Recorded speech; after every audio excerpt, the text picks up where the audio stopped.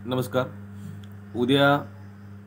उद्याच्या येणाऱ्या 30 तारखेला सोमवारी आपल्या हिंगोली जिल्ह्यामध्ये सर्वत्र या शिंदे सरकारच्या विरोधामध्ये जे आदिवासी विरोधी या ठिकाणी निर्णय घेणारे हे सरकार आहे, याच्या विरोधामध्ये फार मोठ्या प्रमाणामध्ये रास्ता रोको हे आंदोलन होत आहे. आणि सगळ्यात चांगली गोष्ट म्हणजे हे स्वयंस्फूर्तीनं आहे. प्रत्येक ठिकाणी अनेक युवक हे स्वतः पुढे येऊन या आंदोलनाचं जबाबदारी त्यांनी पुढे घेतली.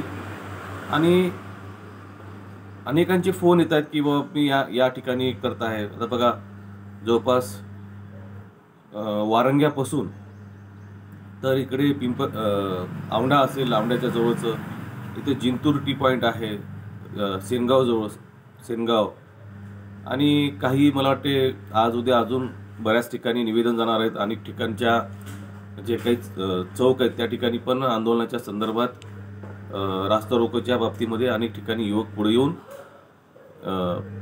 मागणी करत आहेत आणि त्या रास्ता रोकोच्या बाबतीमध्ये पुढे येत आहेत. तर हे अत्यंत गरजेचं आहे. फक्त मला एवढं सांगायचं होतं की ज्या भागामध्ये रास्ता रोको आंदोलन होणार आहे त्या भागातल्या जवळच्या गावकऱ्यांनी या आंदोलनामध्ये सहभागी झालं पाहिजे. आता वारंग्याजवळ रास्ता रोको असेल तर त्या वारंग्याच्या परिसरातले जवळपास बोथी बुरक्याची वाडी असेल, तिकडे गुंडलवाडी असेल, इकडे महालिंगी, परत किंवा आसपासचे जे अनेक गावं असतील, कुंभारवाडीपासून सगळे तोडापूर या परिसरातले सगळे जे बांधव आहेत त्या सगळ्यांनी त्या ठिकाणी सहभागी झालं पाहिजे. या औंढ्याच्या आसपासच्या सगळ्या गावकऱ्यांनी ते पिंपदरी फाटा त्या ठिकाणी जे आंदोलन तिथे सहभागी झालं पाहिजे. परत सेनगावच्या सगळ्या मंडळींनी आमच्या सेनगावच्या त्या ठिकाणी त्या पॉईंटवर जमा झालं पाहिजे. कारण जे पुढे येतात त्याला आपण सहकार्य केलं पाहिजे. त्याच्यामध्ये सगळेजण सहभागी होण्याचं काम आपण सगळ्यांनी केलं पाहिजे. आणि अजून काही बातमीत अजून आपल्याला कळाली तर त्याही फाट्यावर त्या ठिकाणी आपण सहभागी झालं पाहिजे. कारण या सरकारने सपाटा लावला आहे की आदिवासी विरोधी निर्णय घेण्याचा, आणि यांना कुठेतरी जाणीव झाली पाहिजे की हे जे निर्णय आहेत हे आदिवासींच्या विरोधातले निर्णय आहेत आणि हे निर्णय घेताना सरकारने 10 वेळेस विचार केला पाहिजे.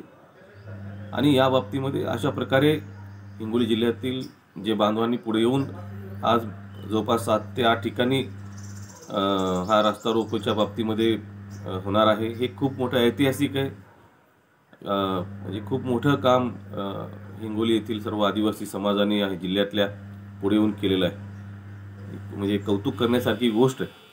त्यामुळे सगळ्यांनी सहकार्य केलं पाहिजे. त्यांना ज्या ठिकाणी आंदोलन असेल तिथे गेलं पाहिजे. आणि आंदोलन हे अतिशय शांत पद्धतीने झालं पाहिजे. शांततामय मार्गाने आंदोलन झालं पाहिजे. आपल्या आंदोलनाच्या माध्यमातून एक चांगला आदर्शही निर्माण झाला पाहिजे. त्यामुळे आपण पोलिसांनाही सहकार्य करण्याची भूमिका आपल्या आंदोलकांनी घेतली पाहिजे. पोलिसांना खूप जबाबदारी असते, त्यांनाही आपण सहकार्य करा. पण सगळ्यांनी मोठ्या प्रमाणात सहभागी झालं पाहिजे. कारण जर आपल्या हक्क आणि अधिकारांचा विषय असेल तर आपल्याला लढलं पाहिजे. आणि ही भूमिका ही शिंदे सरकारची अजिबात भूमिका नाही आहे.